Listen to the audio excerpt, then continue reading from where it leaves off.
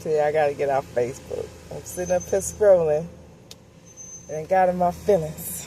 But all I want to say is, whatever you do, just be a real one. Just be a real one. I can't go into detail, can't say too much. But all I know, that's what I'm gonna say it's grace. Okay, so this year I found out that one of my exes passed away. And this is a funny story, you know what I'm saying? But motivation.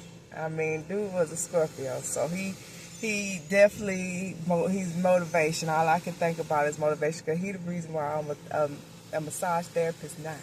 You know what I'm saying? I'm a feet now.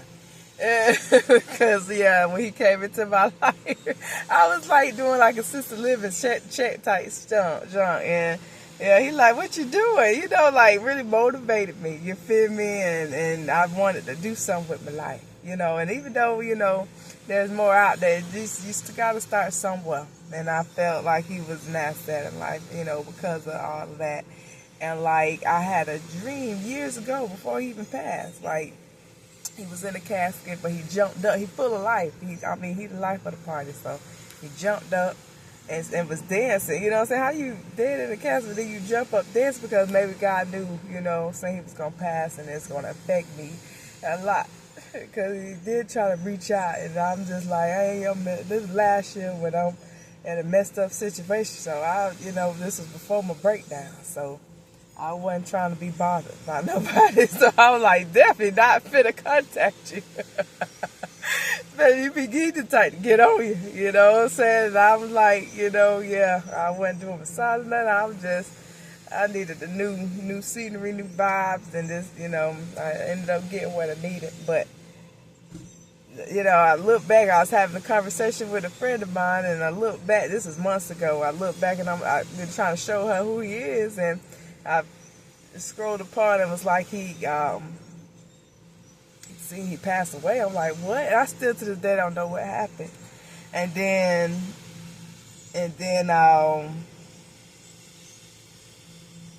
then like his birthday had just passed, and I got 2 Facebook, so I'm on my other Facebook. He's friends with me on that one. So now I'm in my feelings, because now I'm like, dang, but God had me have that dream to let me know it's okay, because I'm always cry about that one, because I ain't deal with him in years though. I ain't deal with him in years, because this is why I say it's funny, because what had happened? Oh yeah, he was like, he kept telling me we was dating or whatever, and he was telling me, you know, he had something to tell me, and I'm like, okay. I gave him 3 options, because this is the only thing I don't be caring about much. I don't really a laid back person. I was younger too at back then. This was years ago. I was like 21 or something like that. So I'm like, okay, you gay? You ain't gay, is you? He's like, no. I'm like, you ain't on powder, is you? He's like, no. I said, you ain't got HIV or AIDS or nothing. He was like, no. I was like, okay. And I left it at that. And we both left it at that. I ain't, you know, I never even wondered what it was he had to talk about. Until like 6 months or months later. Sorry, it had about a year later. Okay, a year later. That's when his girlfriend get out of jail. I get a phone call. And I'm talking about, this is when I'm like, ooh, I'm going to mess somebody up about this one. Yeah, you finally get in your feelings about somebody. So, and she called my phone, and she's so chill. This is why I left him alone. This is exactly why I left him alone. She was so chill. She called my phone like, hey, I'm just trying to see your number in the phone. I'm just trying to see what's going on. And then I explained it to her. And then he in the background, denying me. I thought it was funny. Like, I'm like, what is going on? That's betrayal. But he's so funny as a person that I couldn't even really be mad. You know, I'm just grateful for, you know, him being in my life to experience him, you know, as a person. And so she was just chill. And after that, after we got on the phone or whatever, I ain't never bothered nobody no more. I ain't bothered him, I ain't bothered her. You know, and I ain't hear from nobody. You know what I'm saying? So that was the end of it. So it was, you know what I'm saying? I liked the way it ended, because, you know, I went to work, I was all sad about it. And then, you know, I'm telling my coworker, older guy, he like, oh, well, somebody got to go. It was me. Oh man, that's why I say I can't be too mad. It's funny how that went because he was obviously trying to explain to me, but I didn't think about another woman. She was obviously locked up. So there wasn't no other woman around. So that wasn't even, I never thought of it, you know what I'm saying? I just know, you know, when weekends come, he want to argue.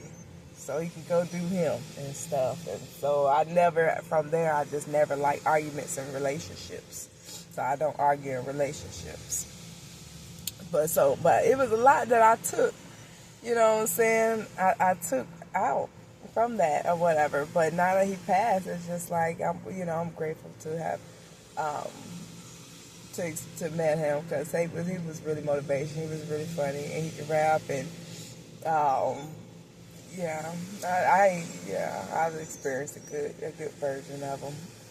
Yeah, I got him feeling just wanted to tell the story. It's just whatever you do, just be real. You know what I'm saying? Because your memories, your memories is all you leave with people, and regardless of who you are to somebody, respect it takes you a long way in life. And so I guess I could say that I do respect him as a person. Yeah, whatever you do, just be real. I hope to meet somebody and motivate them just as much as he motivated me in life. But it's just so random that God really did give me a dream about, literally at his funeral, and he just in the casket next thing, he just jump up and out the casket and start, turning up. So I guess that's God letting me know he okay, cause I get sad about it. I don't even know what happened to him.